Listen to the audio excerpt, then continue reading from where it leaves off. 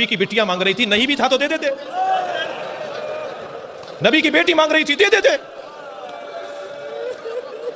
खलीफा वक्त ने बागे फिदक जब बीबी फातिमा से लिया है तो उसने कुरान मजीद की तौहीन की है, अल्लाह के रसूल की तौहीन की है। बागे फिदक को खा गए जिनके बुजुर्ग के पास वो कह रहे हैं शीयों का खाना। कहाँ गया इल्म, कहाँ गया जाना निस्बत, कहाँ गई ये बातें, किधर ले जा रहे हैं आपको कौम को, सिर्फ छोटे से दुनियावी मफाद के लिए, दुनिया चलाने के लिए, दुकान चलाने के लिए। खैबर फतह हुआ था तो खैबर के फतेह के मौके पर एक फिदक का बाग जो है ना आया था, इस सरकार के कब्जे में आया था, वो बगैर जंग के आया था। तो बगैर जंग के जो माल हासिल होता है वो अल्लाह के रसूल के लिए होता है और मुसलमान गरीबों और मिस्किनों और यतीमों के लिए होता है। उसका हुक्म मैं आपको इससे पहले भी, इससे कबल बतला चुका हूँ, इससे कबल की नशिस्त में। तो बहरहाल वो फिदक का जो बाग था एक कोई मामूली बाग था, कोई ज़्यादा उससे आमदनी नहीं होती थी, वो ज़्यादा आमदनी नहीं होती थी, बल्कि एक मुख्तसर सी आमदनी होती थी। तो सरकार ज़रूरत के दर्जे में अहले बैत में वो उसकी आमदनी को तकसीम फरमाते और फिर जो बच जाता तो गरीब मुसलमानों में दिया करते थे। सरकार का ये अमल मुबारक था उस बाग के ताल्लुक से। तो सरकार जब विसाल फरमा गए तो आपकी विरासतों में एक खच्चर वगैरह था और दूसरा ये बाग भी था, ये बाग भी आपकी विरासत में था, मतलब आपके छोड़ी हुई चीज़ों में, मतरूकात नबवी कहते हैं इसको, छोड़ी विरासत नहीं बोलते, मतरूकात नबवी। तो नबी पाक सल्लल्लाहु अलैहि वसल्लम की छोड़ी हुई चीज़ों में से था। तो बीबी फातिमा रजी अल्लाह, जब हज़रत सैयदना अबू बकर सिद्दीक़ रजी अल्लाह तआला अन्हु खलीफा बने तो बीबी फातिमा रजी अल्लाह तआला अन्हा सैयदना अबू बकर सिद्दीक़ रजी अल्लाह तआला अन्हु के पास आई, आकर अर्ज़ की कि देखिए अय अबू बकर सिद्दीक़ रजी अल्लाह तआला अन्हु, अय खलीफतुल मुस्लिमीन, सरकार ने जो बाग छोड़ा है, फिदक का जो बाग छोड़ा है, वो बाग हमें मुझे दे दीजिए, वो बाग मुझे क्या कीजिए, दे दीजिए। तो सैयदना अबू बकर सिद्दीक़ रज़ी अल्लाह ताला अन्हु ने सरकार की हदीस को सुनाया जो बुखारी वगैरह में भी जो है ना मौजूद है, जो है ना, इन्ना माशरल अंबियाई ला नूरिसु मा तरकना सदक़तुन, ये अल्फाज है औ कमा क़ाल अलैहिस्सलातु वस्सलाम, कि हम अंबिया जो माल छोड़ते हैं वो विरासत के तौर पर तकसीम नहीं होता, हम जो भी माल छोड़ते हैं वो सदका होता है, वो गरीब मुसलमानों में तकसीम होता है। तो वो बाग का मुतालबा बीबी फातिमा ने जो किया उस पर अबू बकर सिद्दीक़ रज़ी अल्लाह ताला अन्हु ने सरकार की ये हदीस सुनाई कि सरकार जो भी चीज़ छोड़ते हैं अंबिया वो विरासत के तौर पर तकसीम नहीं होती, वो सदका होता है, मुसलमानों में उसकी तकसीम होती है। उसके बाद जो ना बीबी फातिमा रज़ी अल्लाह ताला अन्हा के ताल्लुक़ से जो रिवायतें आई है, अल्फाज जो रिवायतों में बुखारी के आए हैं, बाज़ रिवायतों में गज़ीबत है व हजरत है, कि बाज़ रिवायतों में यह है गज़ीबत हजरत के अल्फाज आए हैं कि बीबी फातिमा गुस्से में आ गई अबू बकर सिद्दीक़ रज़ी अल्लाह तआला अन्हु पर और उनसे तर्क ताल्लुक़ कर ली, तर्क ताल्लुक़ यानी ताल्लुक़ को तोड़ ली, ये बाज़ रिवायतों में आते हैं। और दूसरी रिवायतों में जो है ना आता है, एक रिवायत में आता फ़वजदत के अल्फाज आए हैं, फ़वजदत के वजदत के माना दो आते हैं, एक तो बीबी फातिमा गुस्से में आ गई ये भी आते हैं, बीबी फातिमा गमगीन हो गई ये माना भी आते हैं, बीबी फातिमा गमगीन हो गई ये माना भी जो है ना आते हैं। तो यहाँ वो शिया हजरात या जो राफिजियत का जहन रखते हैं वो गज़ीबत गुस्से में आ गई, अबू बकर सिद्दीक़ रज़ी अल्लाह तआला अन्हु से जो है ना तर्क ताल्लुक़ कर ली, फिर उसके बाद यहाँ तक के बीबी फातिमा का विसाल हो गया, उस वक्त तक अबू बकर सिद्दीक़ रज़ी अल्लाह तआला अन्हु से बात नहीं की। इस तरह की कई बातें जो है ना कही जाती हैं, अहले बैत को उनका हक़ नहीं दिया, बहरहाल जो भी बातें हैं। लेकिन अगर ये बातों को सही मान लिया जाए तो इसमें खुद बीबी फातिमा की गुस्ताखी है, इसमें तफसीली बहस है लेकिन मुख्तसर बात आई है तो मैं जिक्र।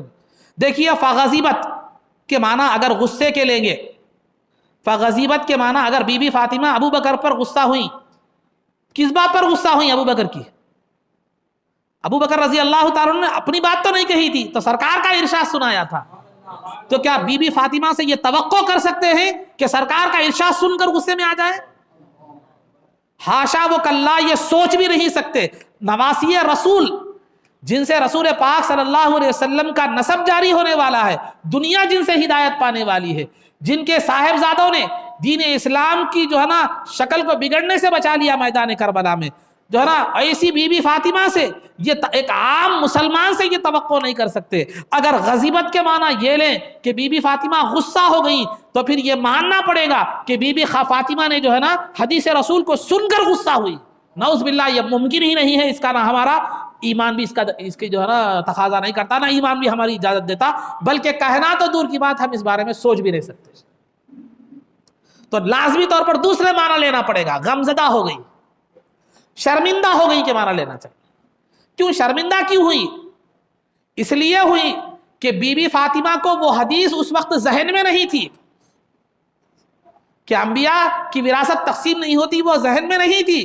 جب ابو بکر نے وہ حدیث بیان فرمائی تو جو ہے نا آپ کو یاد آ گیا، اور آپ نے سوچا کہ سرکار نے فرمایا کہ وراثت میری تقسیم نہیں ہوگی، اور سرکار کے فرمان کے مطابق میں کے خلاف میرا جو ہے نا مطالبہ تھا، میں نے ایسی کیسی بات کیسا مطالبہ کر دیا، اس بات پر آپ کو شرمندگی اور غم ہوا، اور وہ بھی جان بوجھ کر مطالبہ نہیں تھا، ذہن میں بسا اوقات نہیں ہوتی کوئی چیز، یا ہو سکتا ہے آپ کو اس حدیث نہیں پہنچے گی، حدیث نہیں پہنچنے کا اتنا زیادہ امکان نہیں ہے، کیوں نہیں ہے؟ اس لیے کہ وہ حدیث بہت مشہور ہے، ہو سکتا ہے ذہن میں انسان کے بات نہیں رہتی، کئی مرتبہ یاد دہانی پر انسان تھوڑا سا شرمندہ ہو جاتا، میں نہیں کرنا تھا یہ بات۔ یہ معاملہ تھا بی بی فاطمہ رضی اللہ تعالیٰ عنہ کا۔ پھر اس کے بعد ابو بکر صدیق رضی اللہ تعالیٰ عنہ بی بی فاطمہ کے پاس گئے، گھر کو جا کر کہے کہ سرکار کا حکم تھا اس لیے میں نے آپ کو وراثت کے طور پر نہیں دیا، ورنہ میری آل سے زیادہ میرے پاس عزیز آل مصطفیٰ صلی اللہ علیہ وسلم، میری آل سے زیادہ عزیز میرے نزدیک آل مصطفیٰ صلی اللہ علیہ وسلم، یہ سرکار کا ہی حکم تھا، مجھے کیا کرنا پڑا؟ وہ فیصلہ کرنا۔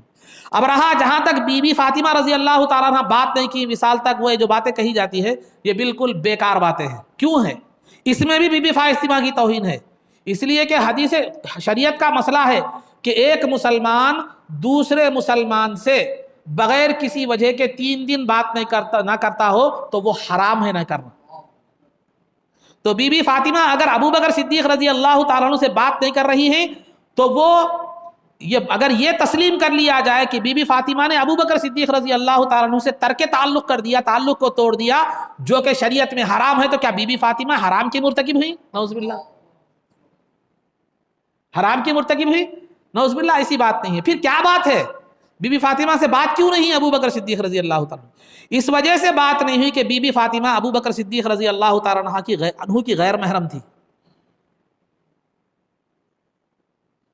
غیر محرم تھی، ایک غیر تھی، ایک سرکار کی صاحبزادی تھی، ابو بکر اور بی بی فاطمہ رضی اللہ تعالیٰ عنہ کے درمیان رشتہ جو تھا وہ غیر محرم کا رشتہ تھا، رشتے کے اعتبار سے اجنبی تھی، تو لہذا ایک غیر محرم سے بات کیوں ہوتی ہے؟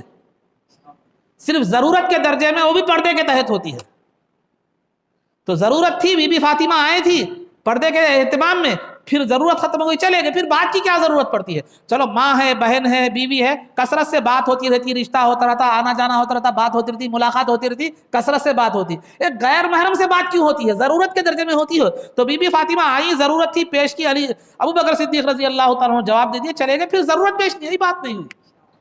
پھر اس کے بعد جانے کے بعد آپ بیمار ہو گئی، جیسے سرکار نے فرمایا تھا، میں اس سے قبل میں نے عرض کیا ہے کہ میرے بعد سب سے پہلے اہل بیت میں سے تم میرے پاس آؤ گی، تو لہذا 6 مہینے میں سرکار کے وصال کے بعد 6 مہینے میں ربیع الاول سے رمضان میں انتقال ہو گیا۔ تو 6 مہینے میں کیا کتنی بات ہوتی ہے غیر محرم سے؟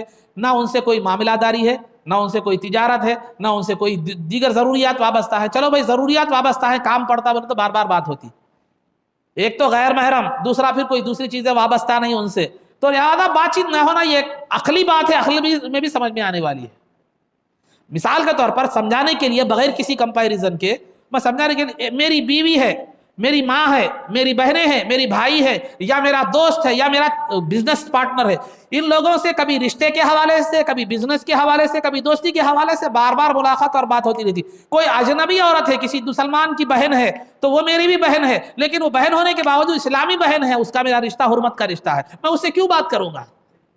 ہاں اگر وہ کسی مسئلے میں مجھ سے فون کرے، مولانا یہ مسئلہ کیا ہے، دیکھو میں مسئلہ یہ ہے بتا دیتا ہوں، ختم، مسئلہ ختم ہو گیا، اس سے زیادہ کیا ضرورت پڑتی ہے اس کی؟ مجھے سمجھانے کے لیے میں آپ کو مثال دے رہا ہوں۔ کوئی ایک مسلمان بہن مجھ سے کیوں بات کرے گی؟ غیر محرم ہے، وہ اجنبی ہے میرے لیے۔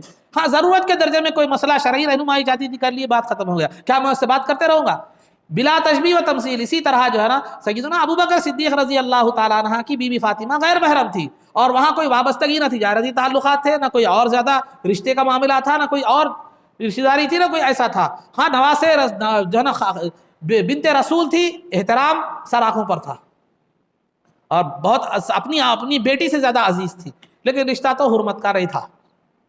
تو اس وجہ سے ظاہر سی عقلی بات، کامن سینس کی بات یہ ہے کہ ملاقات نہ ہونا، بات چیت نہ ہونا، یہ اس بنیاد پر تھا کہ ضرورت نہیں پڑی. اس کے بعد سیدہ اب زیادہ باحیات بھی نہیں رہی، 6 مہینے میں بیمار ہو گئی، پھر 6 مہینے میں وصال ہو گئی.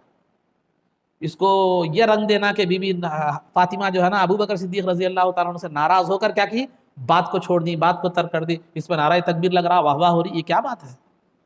تو لہذا بی بی فاطمہ کی طرف غصے کی نسبت کرنا اور تعلق کو توڑنے کی نسبت کرنا، یہ صریح گستاخی ہے بی بی فاطمہ کی.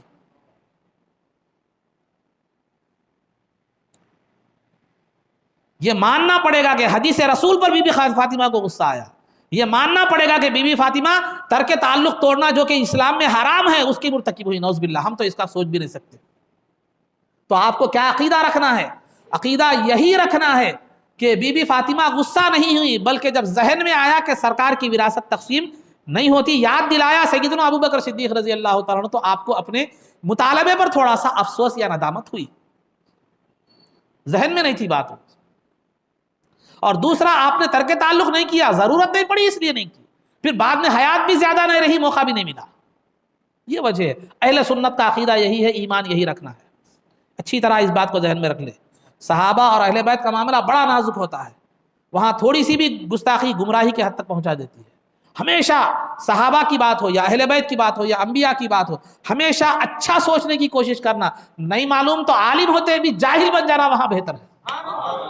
اپنی علمیت بگاڑنے کے بجائے میرا عقیدہ ہے، میرا ماننا ہے، آپ اتفاق کریں یا نہ کریں. اگر کسی نبی کی بات آ جائے، کسی رسول کی بات آ جائے، اہل بیت کی بات آ جائے، صحابہ کی بات آ جائے، کسی چیز کو کہیں چیز ہمیں سمجھ میں نہیں آ رہی، تو اللہ عالم، میں نہیں جانتا، اللہ بہتر جانتا ہے. یہ بالکل سیف سائڈ ہے. وہاں زبان درازی کر کے جہنم کا میں جو ہے نا داخلے کے بجائے، ایمان کھو دینے کے بجائے، سب میں سیف سائڈ کا ہے، اللہ بہتر جانتا ہے. یا کسی اچھے ماہر عالم دین عاشق رسول کی طرف کیا کر دینا، رجوع کر دینا، ان سے پوچھ لیجیے. یہ سیف سائڈ بتا رہا ہوں میں آپ کو. تو الغرض وہاں چیما گوئی کرنے کے بجائے یہ وہ بول. آج کل ایسے بچے فیس بک واٹس ایپ پہ جو ہے نا صحابہ اور اہل بیت کے بارے میں چیما گوئیاں کر رہے ہیں، بات فتوے دے رہے ہیں کہ جن کو طہارت لینے کا سلیقہ نہیں ہے، جن کو اگر پکڑ کر پوچھا جائے تو 5 کلمے یاد نہیں ہے، جن کو اگر 5 کلمے تو دور کی بات 3 کلمے جن کو یاد نہیں ہے، جن کو نماز پڑھنے کی اذکار نماز جن کو یاد نہیں ہے، دین کے بنیادی، اب وہ فتوے دے رہے ہیں صحابہ اور اہل بیت کے بارے میں. ارے تمہارا تو دائرہ ہی وہ نہیں ہے، تمہارا تو وہ مقام ہی نہیں ہے. وہاں قدم رکھنا بھی تمہارے لیے زبان اور اعضاء کو احتیاط کے ساتھ بادب انداز میں جانا ہے. زبان بھی کھلی تو ادب کے ساتھ، اور کچھ بھی ہو تو جو بھی بات ہوئی وہاں ادب کے ساتھ ہونا ہے. بغیر علم کے تو جو چاہے فتوے دے رہے ہیں. اس بات کا لحاظ رکھیے، اس بات سے ہمیشہ بچنے کی ضرورت ہے.